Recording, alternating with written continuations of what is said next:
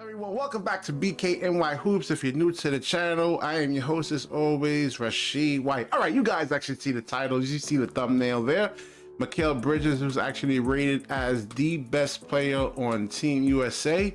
And Monty Williams should not even have another coaching gig, man, because I believe that maybe the Suns probably would have won a championship if this guy's offensive skills somewhat was actually unleashed and having Devin Booker play more off the ball. But, you know, listen, that's not the story over here. So Brooklyn Nets, Mikal Bridges did a wonderful job representing the Nets in America and 2023 FIBA World Cup. And this is what I'm trying to tell you people over here, man, all you doubters over there. Brooklyn Nets is actually going to make some serious noise. I believe Mikal Bridges will actually be an all-star this year. He better make it, man. So the media was actually really trying to hype up Anthony Edwards as the best player, and maybe Steve Kerr actually made the same mistakes. But when you see with the ball in Mikal Bridges' hands, that just a very efficient, high IQ basketball player, man. Doesn't really force shots or anything like that, and but he did have 19 points in this Canadian game over here, and they actually lost.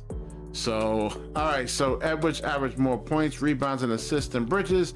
Bridges shot better from the field, 63% to 47.5% for Edwards. Like I just said, efficiency. This is what stuff like Cam Thomas needs to actually go study Mikal Bridges' game, go study Kevin Durant's game. And this is actually how you have this. I'm sorry. This is actually how you actually have to be over here. Not to mention that Bridges was more effective on defense, playing to his role of being more of a two-way player for Team USA and supporting Edwards on top of that. So you actually see who was actually rated in terms of the actual players. I would put Austin Reeves right about down here. I mean, he was a liability on defense. I don't know why Steve Kerr even played him, because just what did he average? Like 13 something points a game, but then he gives up way more than what he actually contributes. Listen, this is what they can actually get, man. You can't force players to actually go in there and really actually really truly play or anything like that, man. I mean, this is the guys who actually volunteered, and so we're gonna get into actually the Twitter replies over here. Man, they got Brandon Ingram on the bottom. Oh my Lord, man.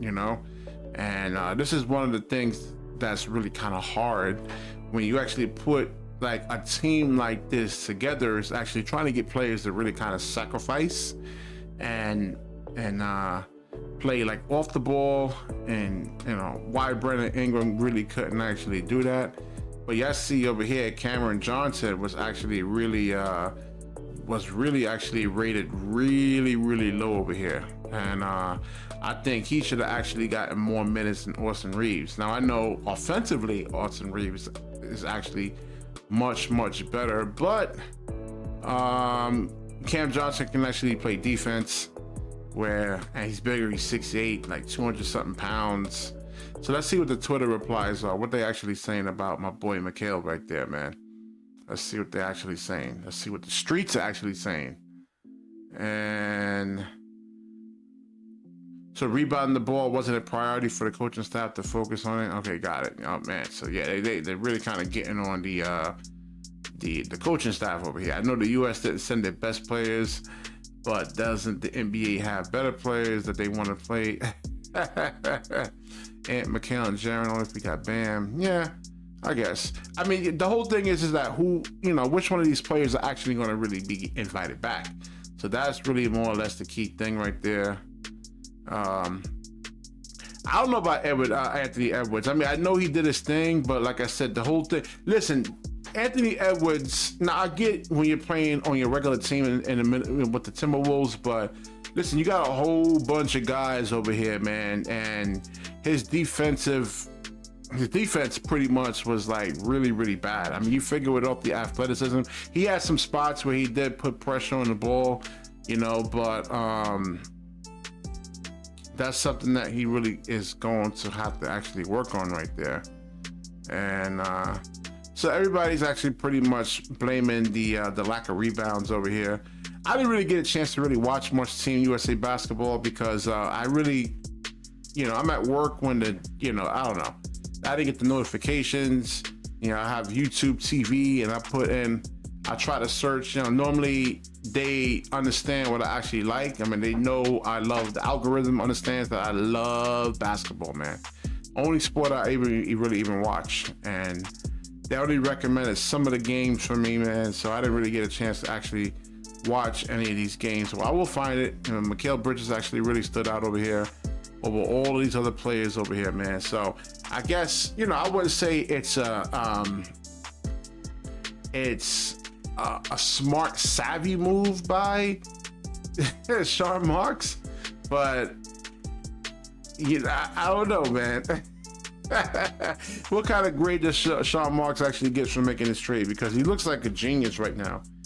Trading away an older Kevin Durant and looks like I said, he looks like a poor Michael version of Kevin Durant. He ain't gonna dunk on you or anything like that, but I mean, you see how he actually plays in the mid-range. He doesn't really over dribble. We got to see him. His playmaking is actually going to look like this year. I mean, he said he's really going to work on it.